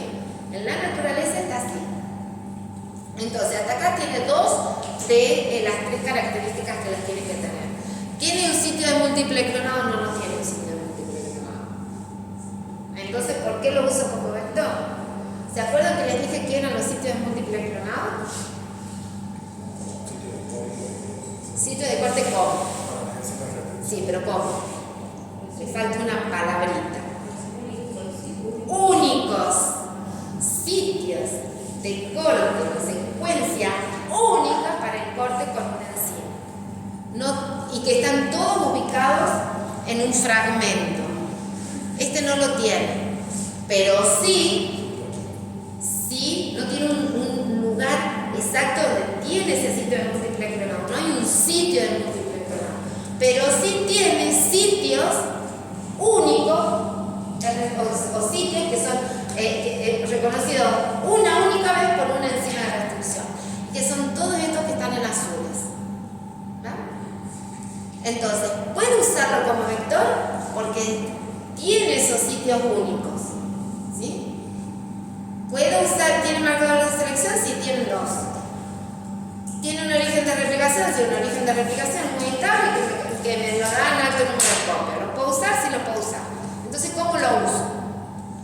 Al tener dos, o ¿por qué se usa? Porque al tener dos marcadores de selección, dos resistencias antibióticas, se ha visto que los sitios que cortan una única vez esas enzimas están localizados en los genes que codifican las resistencias.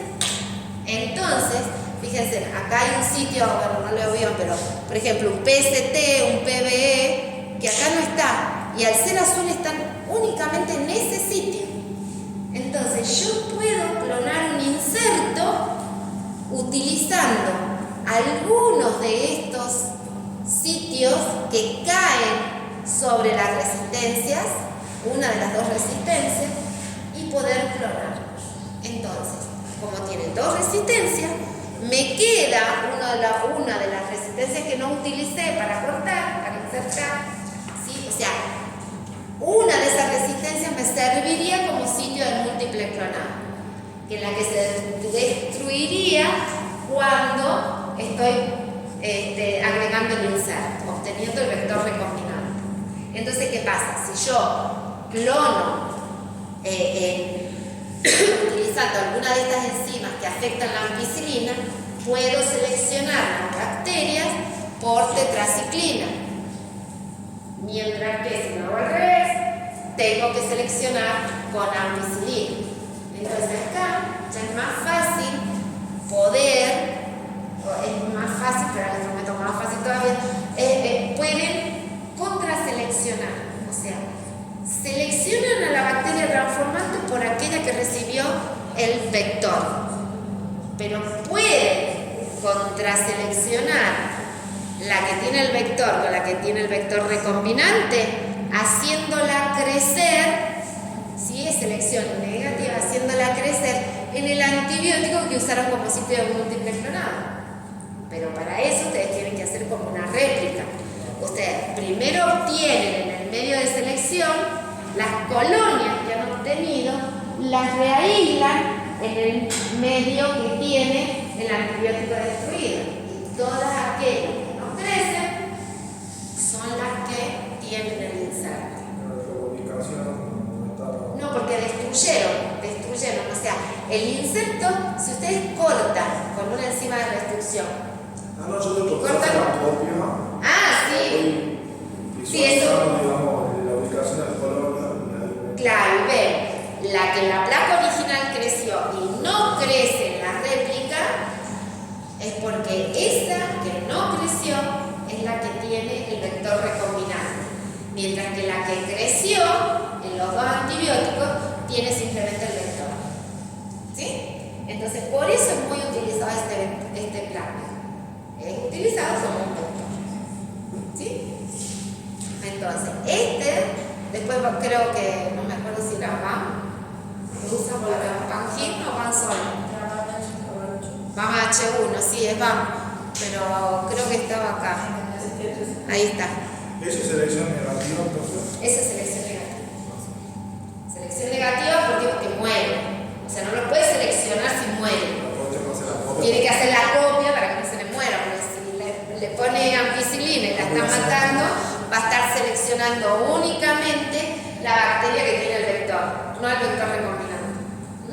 Bueno, y entonces por eso se puede utilizar uno de los marcadores de resistencia a ampicilina como selección y el otro utilizarlo como sitio de múltiple clonado, que a su vez va a dar por selección negativa, va a ser a su vez la secuencia de screening. Screening es la secuencia, lo que ustedes dicen o lo que hacen para buscar. Screening es buscar aquella que tiene el vector recombinante.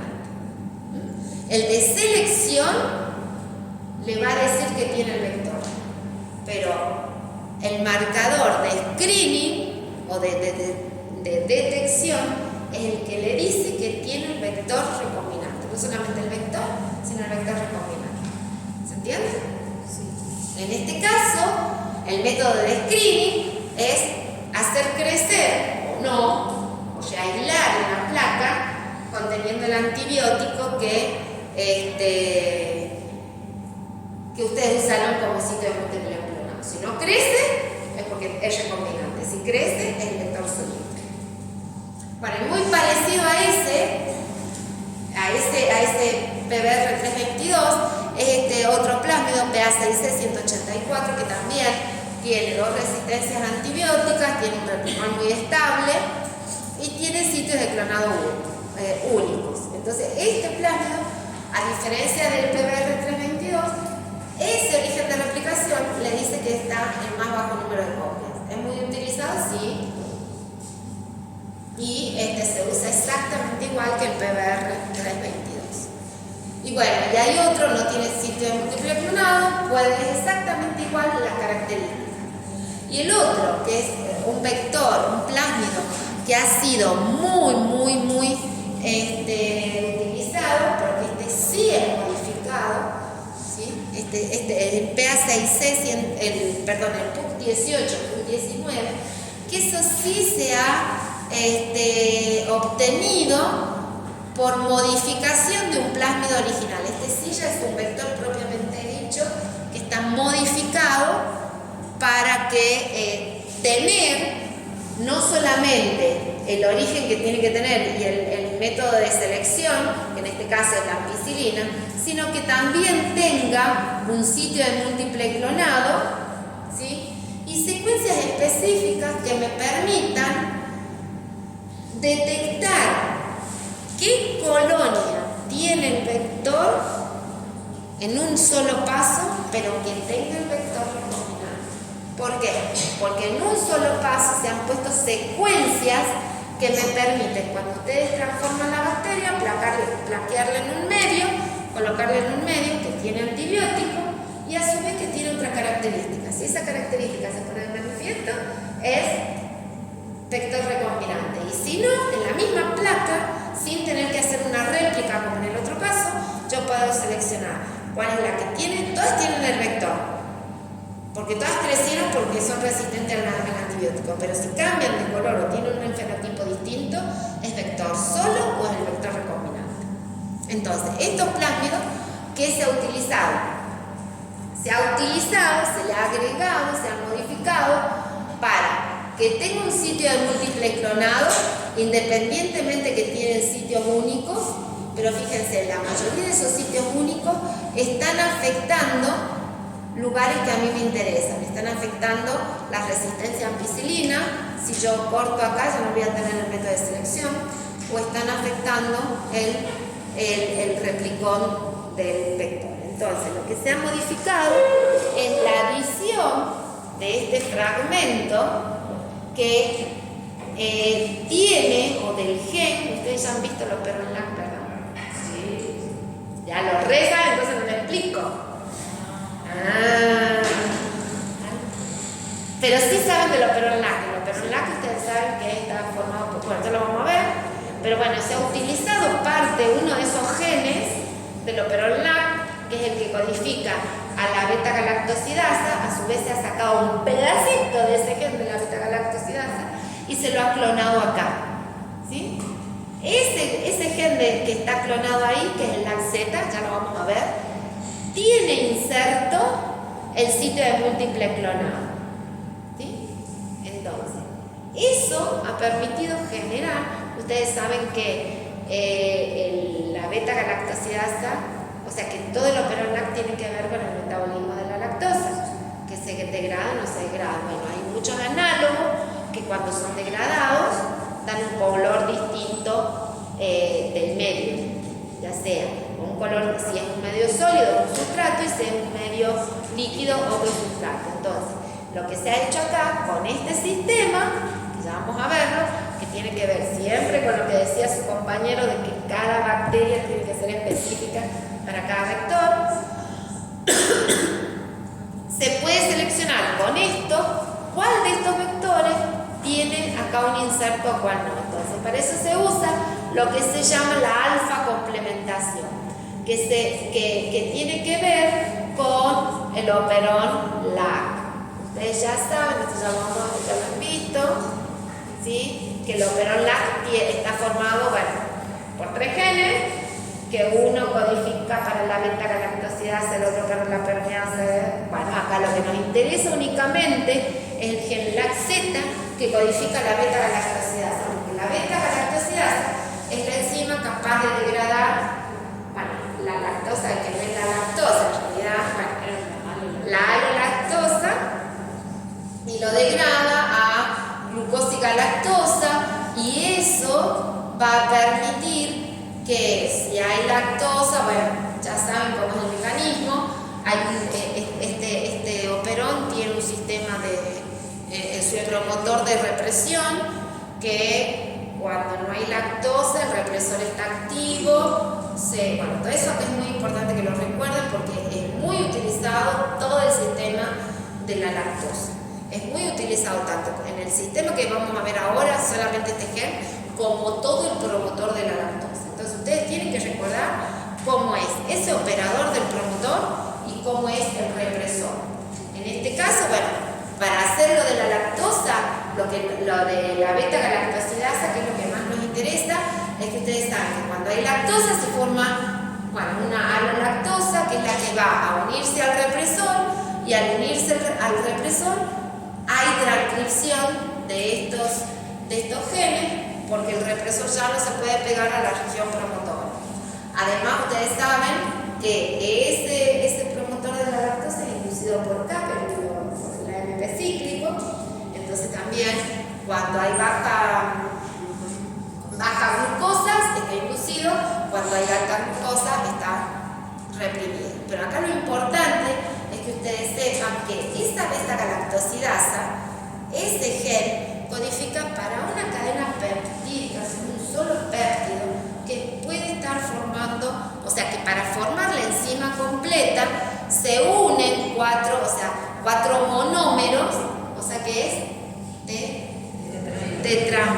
tetramérica. Entonces, la beta-galactosidasa es una enzima tetramérica, ¿sí?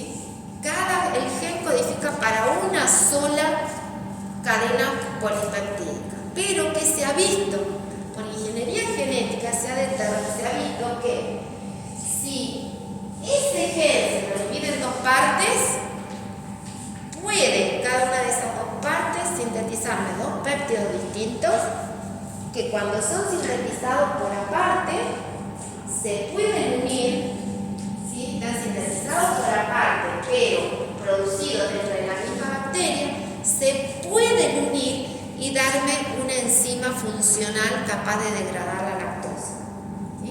Entonces, eso es lo que se ha usado, ¿sí? Para generar estos vectores. Lo que se ha hecho es dividir ese gen LAC-Z en 2 pedacitos, pero es el mismo solo en la que la naturaleza produce una sola cadena polipeptídica. Ese gen se ha dividido en 2 partes, ¿sí? Fíjense, este es el total de aminoácidos que tiene la beta-galactosidasa, se la ha dividido en 2 partes. Una parte, la primera parte, que se lo llama péptido alfa, ¿sí? La primera parte de ese gen se lo ha dividido y se lo ha llamado péptido alfa, o si tienen gen alfa, pero no le llaman gen, es LAC-Z'. ¿Sí? La primera parte de ese gen natural me va a codificar un péptido que lo llamo péptido alfa, y que ese pedazo de ese gen se lo llama LAC-Z'. Mientras que la última parte es el LAC-Z delta M15, que codifica para la segunda polipéptido, que es el péptido mega. Cuando estos dos péptidos se pueden sintetizar por aparte, pero dentro de la misma bacteria, son capaces de unirse y formar una enzima funcional. Entonces, ¿cómo se ha utilizado esto en ingeniería genética? En el plásmido, en el plásmido, en estos vectores, lo que se ha clonado acá es el gen laxeta prima, ese pedacito que codifica para el péptido alfa, únicamente. Si se lo expresa solito, no va a haber beta-galactosidasa. Entonces, como siempre, esto es una complementación a este plásmido, a este pedacito, a este péptido alfa, tiene que tener algo que lo complemente. Entonces, ¿qué se ha hecho? La cepa hospedadora que se usa acá para estos vectores, lo que tiene eliminado es, ustedes saben que todas las colis son LAC+, entonces tienen funcional este operón. Entonces lo que se ha hecho a esa coli, eliminarle, hacerle una mutación en el pedacito que codifica este gen laxeta, y se ha dejado únicamente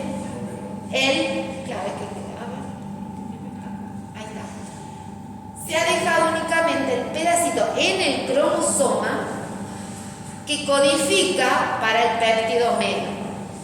Entonces, cuando este vector que tiene ese gen laxeta prima está dentro de la bacteria, que tiene únicamente ese que codifica para el péptido omega, los dos fragmentos, uno sintetizado desde el cromosoma, el otro desde el plásmido, se van a unir y van a dar una beta-galactosidasa funcional. En la naturaleza, así en el laboratorio, hay varios análogos a la lactosa, que es lo que yo les digo, que es el X-gal, que es un compuesto análogo a la lactosa, que es reconocido por la beta-galactosidasa para degradarlo. Al degradarlo, produce un color azul en la bacteria. ¿Sí? Cuando ustedes ven una placa, si le han puesto a la bacteria X-gal, y hay beta-galactosidasa, se degrada y esa color es azul.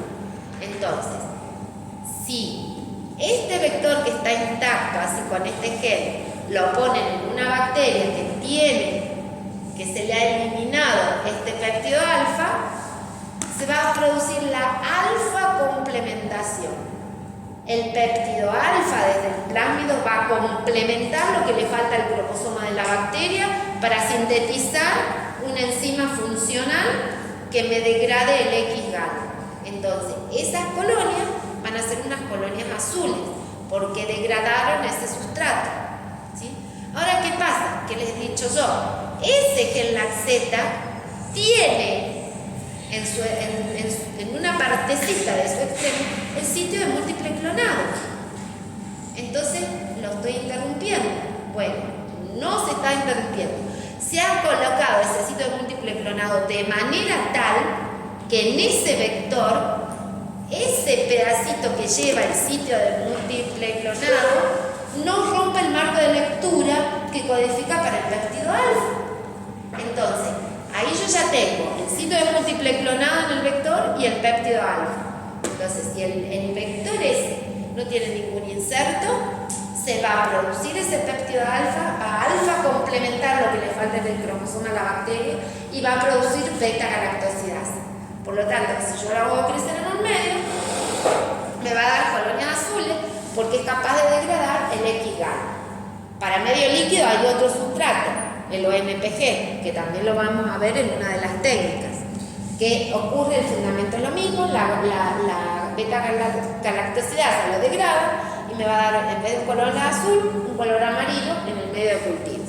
Acá lo que nos interesa para el método de selección directa del vector recombinante es el color, es la capacidad de producir de alfa complementar el plásmido con lo que le falta a la bacteria para que se forme al cromosoma bacteriano, para que se forme una enzima activa capaz de degradar un sustrato en un medio sólido.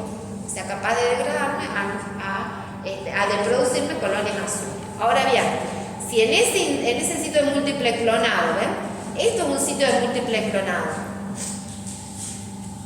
que está colocado acá y no rompe el marco de lectura. Si yo en ese sitio de múltiple clonado agrego un inserto, le coloco un inserto, ¿qué va a pasar? Ahí ese inserto, por lo general uno que está clonando insertos grandes, de 100 pares de base en adelante, cuando uno coloca esos insertos, por lo general, sí rompen, al haber algo acá, sí rompe el marco de lectura abierta de este péptido. Entonces el péptido alfa desde el cromosoma no se sintetiza, no se forma, por lo tanto en la bacteria, cuando el plásmido que lleve el inserto, o sea el plásmido recombinante, entre en la bacteria, no va a poder alfa complementar porque le falta el cromosoma bacteriano, entonces no se va a producir una beta-galactosidasa funcional. Por lo tanto, esa bacteria cuando crezca en un medio con X-gal no va a ser capaz de degradarlo, por lo tanto no me va a dar colonias azules, me va a dar colonias blancas. Entonces, en un medio, si ustedes han transformado una bacteria después de haber clonado su inserto en estos vectores, ¿cómo van a poder seleccionar la colonia con el vector al vector recombinante? Simplemente plaqueando en un medio que tenga la presión selectiva, o sea, el antibiótico, más X-gal. Le ponen IPTG para inducir más, pero aparte. Sí. Que todo lo que hacen es inducir más la actividad del enzima. Entonces, en esa placa, todo lo que crezca de seguro va a tener el vector. Pero las colonias blancas son las que tienen el vector recombinante. Entonces ustedes en ese medio van a ver colonias blancas y colonias azules. Ustedes tienen que seleccionar las blancas porque son las que tienen el inserto. ¿Por qué? Porque el inserto rompió el marco de lectura abierta del péptido alfa del vector, por lo tanto no se forma la enzima funcional. Y eso es lo que se llama selección directa, que en una sola placa está seleccionando no solamente el vector, sino el vector recombinante. Lo que era por antibiótico, haciendo la réplica de las transformantes en una con el otro antibiótico, selección negativa. Esta es selección directa o positiva. Bueno, ¿se entendió? ¿Sí? Bueno, y eso es lo que se usa para el screening. Este método sí sépanlo porque de seguro, desde ya le digo, por más que ustedes ya saben, pero no sé si han visto beta-galactosidasa, alfa-complementación, pero de seguro es pregunta. En cualquier interrogatorio, desde ya le digo, se lo vamos a preguntar.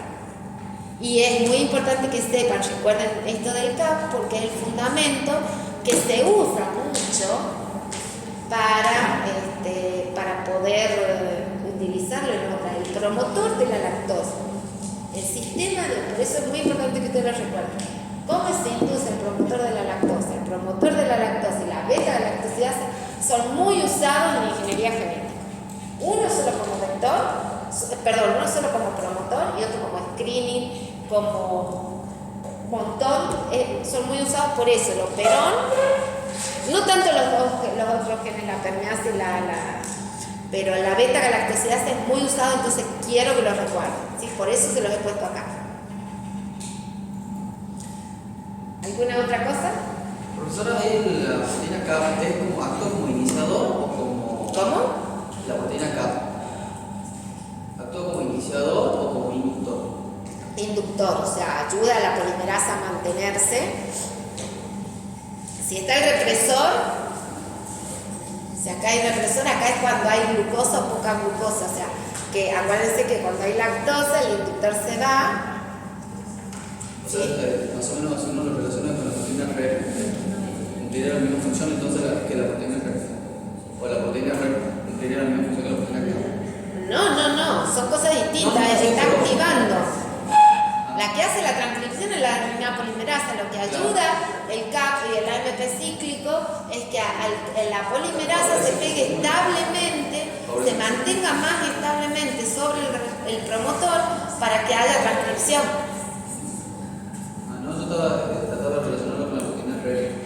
redes de replicación. No, sí, pero me refiero a la función, con respecto a la función.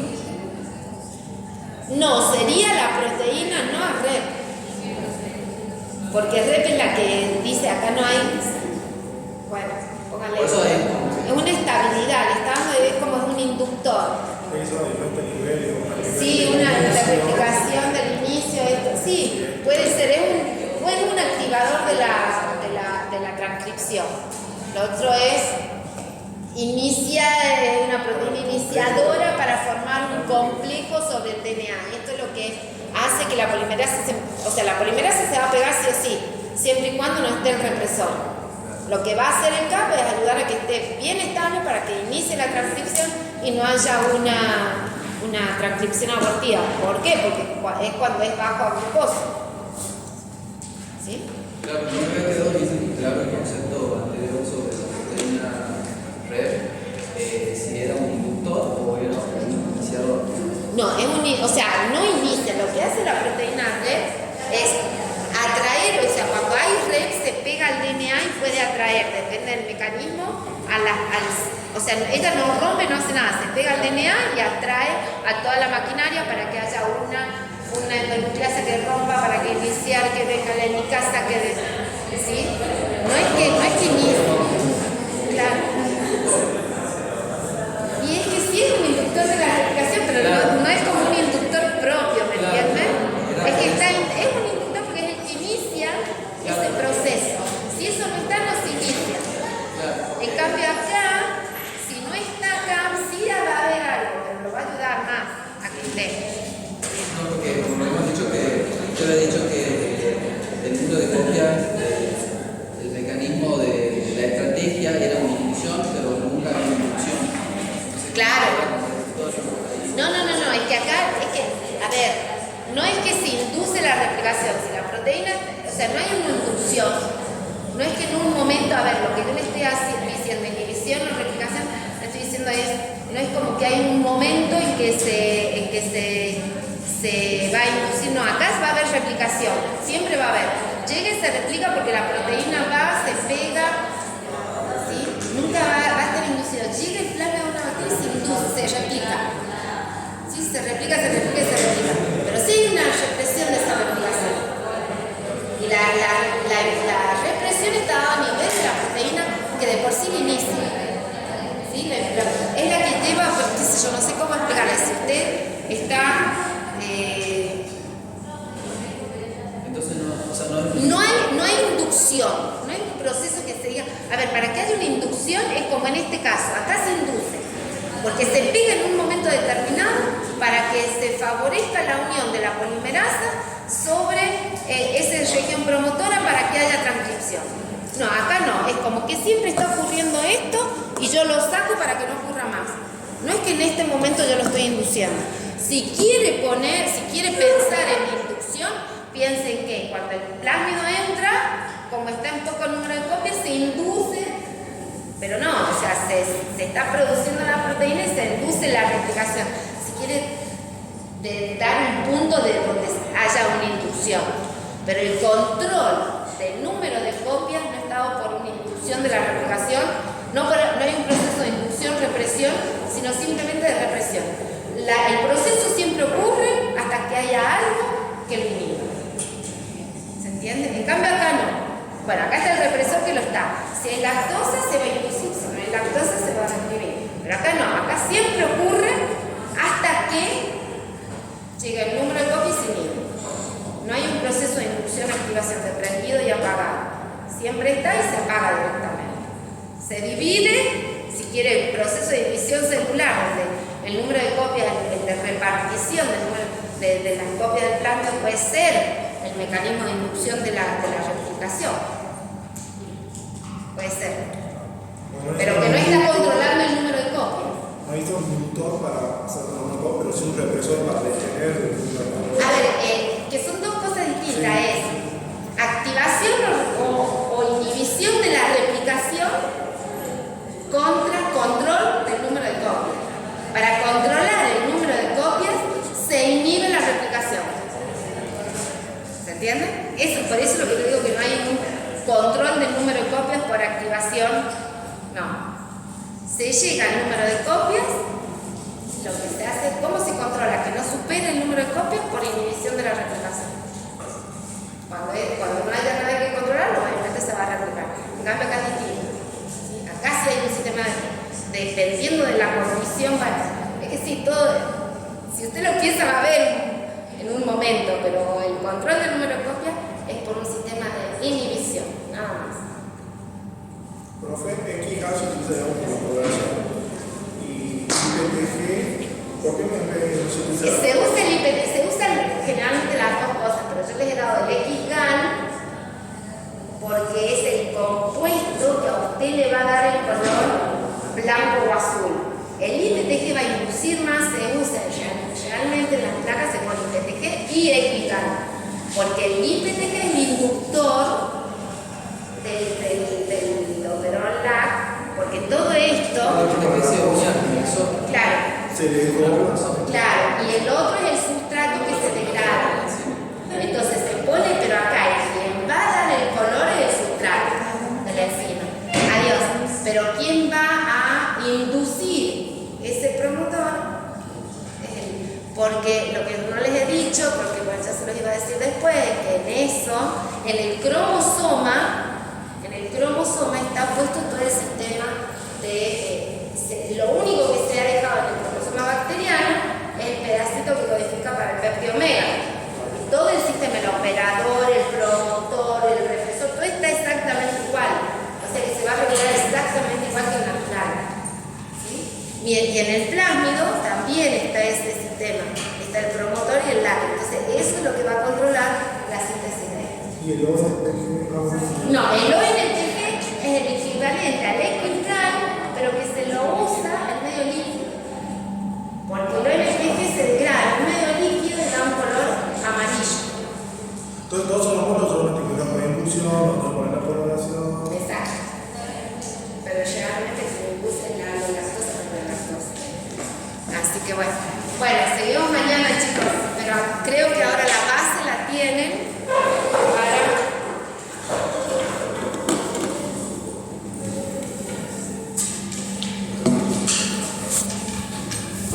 Nos vemos, profe.